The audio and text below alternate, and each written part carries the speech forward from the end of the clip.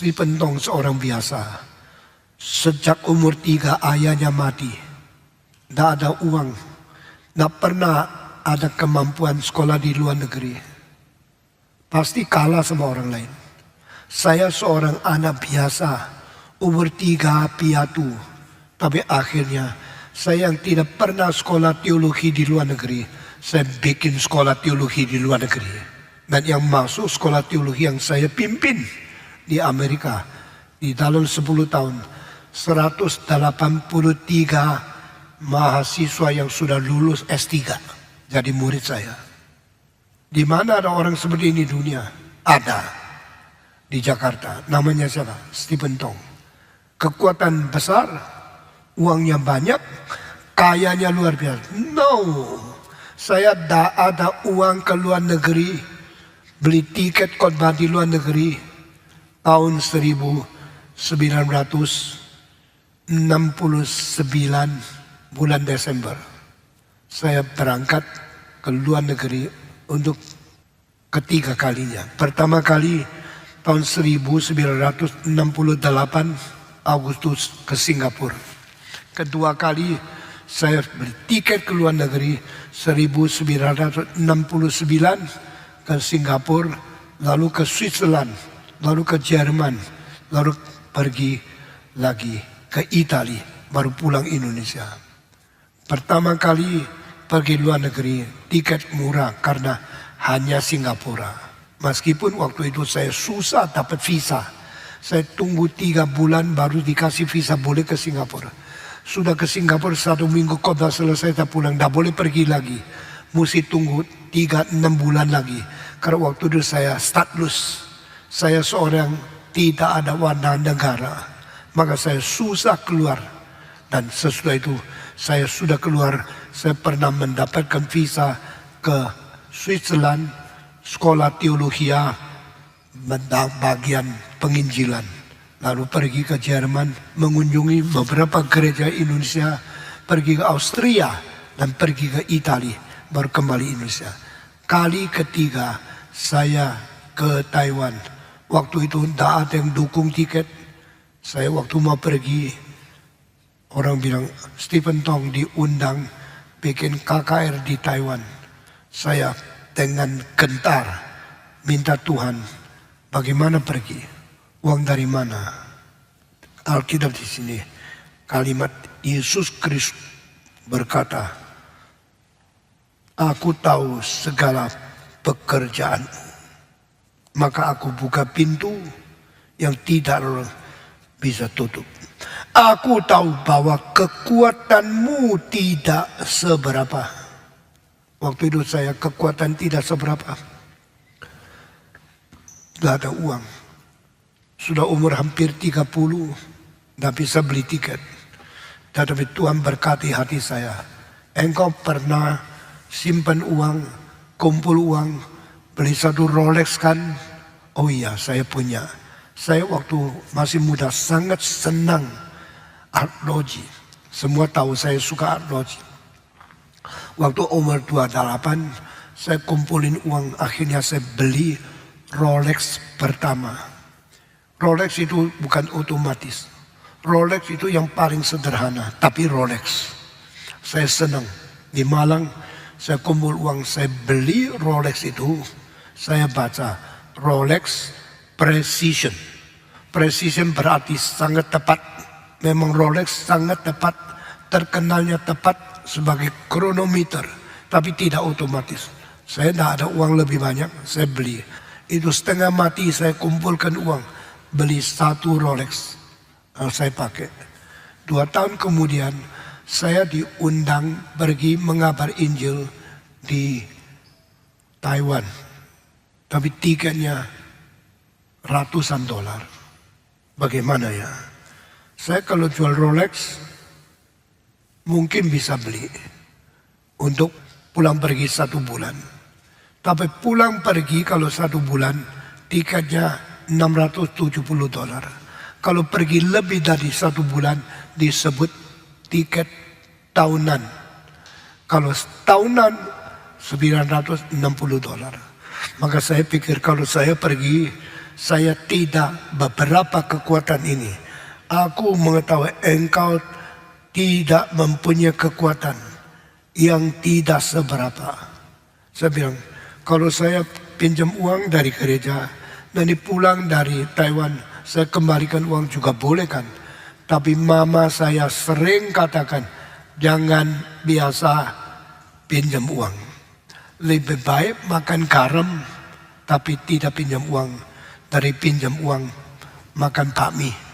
Waktu kecil, saya sudah diajar, jangan utang, jangan pinjam, jangan sembarangan ingin barang yang baik, pinjam uang.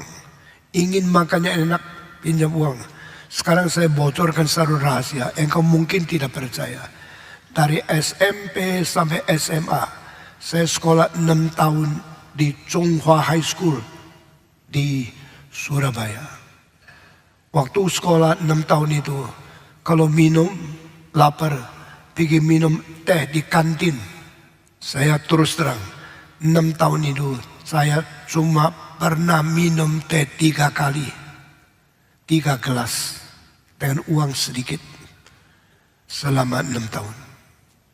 Orang miskin, orang tidak ada uang, waktu umur 12 sampai umur 18, 6 tahun di sekolah itu, tak pernah orang lihat saya makan gado-gado atau rawon atau rujak di kantin. Tak pernah lihat saya makan nasi atau apa. Hanya minum teh 6 tahun 3 kali. Sekarang anak-anak terlalu manja, terlalu enak, maka mereka tidak berjuang seperti saya. Waktu saya mau pergi Taiwan, saya berdoa lagi, Tuhan, uang saya tidak seberapa, beli tiket tidak cukup. Engkau masih mempunyai seorang akordeon. Saya dari kecil suka musik. Waktu saya mempunyai uang kumpul beli satu akordeon, wah saya senang sekali. Saya bisa main akordeon. Dim dim dom dim dem dem dom dom dem dom dim pop pop dim pop pop. Saya bisa main itu. Sekarang engkau mau mengerjakan pekerjaanku, engkau mau pergi ke Taiwan, engkau perlu uang tiket, jual alergimu. Saya jual, rugi mungkin 20%. Jual akordeon, rugi lagi kira-kira 30%. Uang 2 barang dikumpulkan, cukup beli tiket. Tetapi beli tiket bisa terbang ke Taiwan, tetapi tinggal di hotel mana? Uang bagaimana? Serahkan Tuhan. Saya lalu naik kapal terbang pergi Taiwan. Ini ke luar negeri ketiga kali. Ini kali bayar sendiri. Waktu ke Eropa dibayar. Orang memberikan scholarship saya studi di luar negeri. Waktu saya dulu di Singapura, tiketnya murah, tidak jauh. Saya bisa bayar. Tapi ini kali ke Taiwan, saya tidak seberapa di sini. Aku mengetahui engkau mempunyai kekuatanmu yang tidak seberapa. Namun engkau menuruti firmanku. Tuhan, I'm poor. I have nothing. My money is very limited. Beli tiket.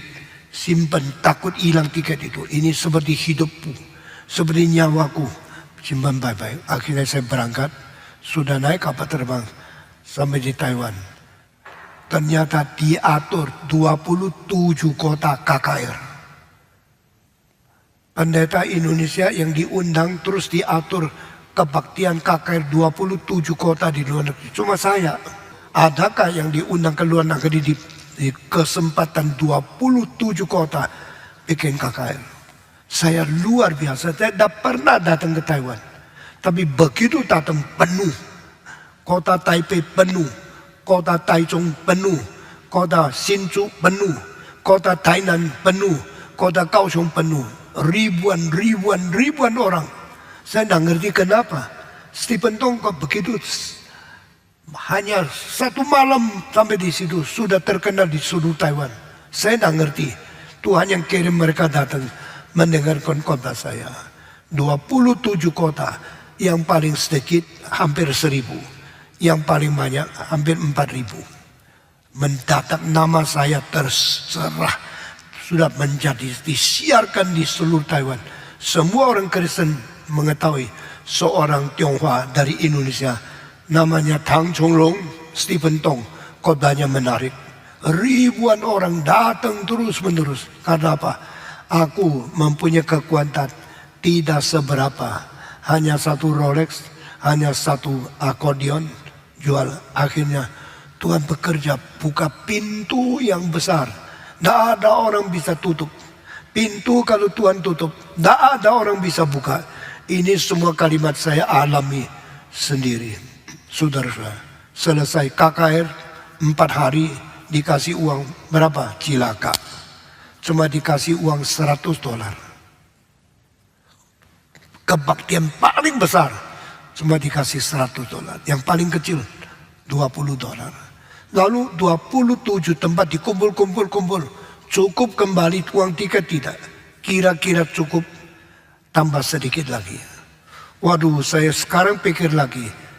Itu 51 tahun yang lalu. Tahun 1970. 51 tahun yang lalu. Anak umur 30 tahun. Masih muda. Belum nikah. Datang ke Taiwan. Susahnya. Tak kenal. Orang tua tak kenal. Pendeta tak keluar. Tapi pendengarnya senang sekali khotbah saya. Datang dengar khotbah. Sampai tanya jawab malam jam 1 baru pulang. Tak pernah ada. Waktu saya pimpin kebaktian di Taipei, mahasiswa dengar tanya jawab saya sampai jam 1. Waktu pulang asramanya tutup pintu. Mereka masuk ke kampus, melonjak tembok kampus baru masuk. Ini menjadi satu news, menjadi satu berita kabar baru di surat kabar di Taiwan. Saya tidak tahu, saya cuma tahu saya khotbah. Tanya jawab saya layani. Sampai jam 1 mereka pulang. Saya tidak tahu terjadi yang aneh-aneh. Yang belum pernah terjadi di situ. Karena Tuhan buka pintu. Buka pintu besar. Tak ada orang bisa tutup. Untuk saya kabarkan Injil. Tapi saya capeknya. Pernah 1 hari Minggu dari pagi sampai malam. Khotbah 11 kali. Saudara bisa bayangkan. Gereja ini. Jam itu gereja itu, sesuai itu gereja itu, terus keliling. Sampai malam jam 10 pulang, kaki bengkak-bengkak, badannya lelah, tidur ngorok luar biasa. Besok pagi bangun, naik kereta api ke lain kota, malamnya khotbah lagi di kota yang lain. Dengan demikian, Tuhan buka pintu. Saya membahas, Tuhan buka pintu, pasti lain sama pendeta lain. Karena saya mengalami pembukaan pintu yang luasnya sampai saya tidak bisa bayangkan. Ada pendeta yang minta kasih kesempatan supaya boleh khotbah. Saya tidak pernah. Saya terima surat-surat, silakan datang, bikin KKR. Mereka yang undang saya berani sekali. Saya sudah undang, dah kasih uang, saya juga pergi. Saya pernah ke Kupang tahun 1971.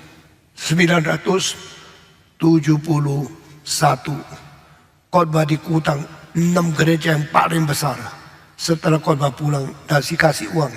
Tidak dikasih reimbursement of air ticket. Uang juga tidak dibayar. Saya pulang dengan kosong. Dah bawa amplop. Sampai di Malang, saya uang habis semua. Tetapi tunggu sampai 5 bulan kemudian. Mereka sendiri ngomong, Stephen Tong tempat diundang, tiketnya sudah dibayar pun. Ada tua-tua bilang, enggak, saya enggak bayar. Lalu 6 gereja, siapa yang kasih uang? Enggak ada satu gereja kasih uang. Lalu saya pergi, bayar tiket sendiri, pulang, tangan kosong. 5 bulan kemudian, baru kota Kupang, ada satu orang Tionghoa, kumpulkan uang tiket, datang ke Marang bilang, ini uang tiket, 5 bulan yang lalu engkau pernah kasih itu. Itu hanya uang tiket. Honor tidak ada. Tapi saya tidak pernah menghiraukan. Kalau Tuhan mau saya mati, saya taat. Tuhan mau saya miskin, saya taat. Dan demikian sampai sekarang melayani sudah 64 tahun setengah. Kekurangan? Tidak.